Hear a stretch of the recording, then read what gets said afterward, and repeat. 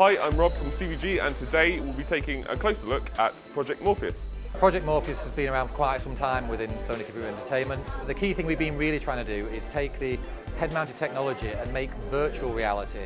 We don't want to just let you experience the room that's around you. We want to transport you and teleport you into whole new places, because at the end of the day, the value when it comes to gaming and immersion isn't about experiencing your living room. It's about going to an alien planet or floating around in space, or going somewhere completely new.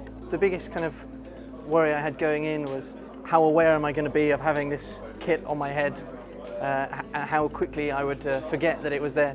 And pretty much as soon as the headphones were on, I was in the deep. I was going down and there was a big shark and it was pretty scary.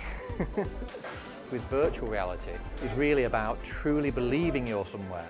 So this isn't about using your imagination. This is about stimulating your senses so that you're accepting the reality presented to you. When I look around, it's really important that my vision system maps to what my balance sensors say, so that we totally believe that we're in that space and the picture matches. I had a crossbow in my hand, and there wasn't a bolt in the crossbow. And I said to the guy, "There's no bolt in the crossbow." He said, "I'm sure there is." And so I just went like that. I looked, I looked at the crossbow, and I went, "No, there isn't." And at that point, I realised I'm checking a crossbow to see if there's a bolt in it. It's so far away from that time when you selected weapons by pressing the A button. I was looking at my gun to see if it was loaded. I thought that was crazy. Really, you want to make sure this isn't an isolating thing. In the olden days, it used to be past the controller. Now it's kind of like past the virtual reality headset, but everyone can be involved. One thing we have on there is this thing we call the social screen that allows you to see what the person who's in the virtual reality space sees on the TV. So they can see the experience and therefore talk to them. They can actually interact with it and maybe use a Vita as a second screen and actually control what's going to happen to this other person, and then see the reaction, which is often priceless. Oh my God! Oh! It was sheer horror that I was in it, and my legs went to jelly, and I never thought that I'd actually forget that I was in a room full of people and start shouting profanities.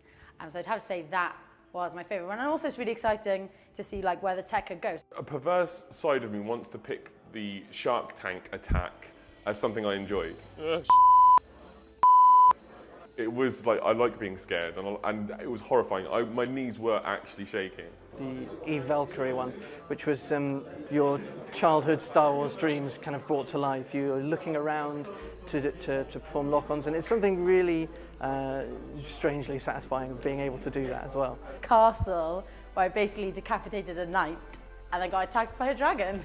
So yeah, but it was amazing. It was awesome. Virtual reality in itself is going to continue for a long while to evolve. What we need to do as PlayStation itself is to make sure that everyone's first experience is a good experience and a consistently good experience. So when they first try it, they understand the benefits of it, they understand the strength of this experience and how cool this is and the opportunities that it offers. I think it's part of the future of gaming. I think mainstream gamers, they'll love it. It's got that kind of Nintendo Wii feel about it to get more people into gaming, but it's also going to be one for the hardcore gamers who just love feeling immersed in the game. I think it's got a limited appeal personally, because I don't think you're going to get mum and dad playing this. It has to not alienate people. It can't be this geeky bit of kit that only certain gamers have. It has to be something which everyone can feel that they can pick up and play with, like an iPad, something like that. From what I've seen today, it's capable of doing that. I think the games will have to be crafted with this in mind rather than being ported back onto it. I think it's too different a method of play to just start moving things over. I think that things will have to be brand new just for this. It'd be interesting to see how much it'll cost and whether they'll come bundled with the PS4 or a console. So yeah, I think that'll be the kind of crux of the matter of how much it's going to cost. But if it's cheap as chips, then I don't see why it wouldn't be the future of gaming. Jesus. Sorry for all the swearing. I was swearing like a porn star then.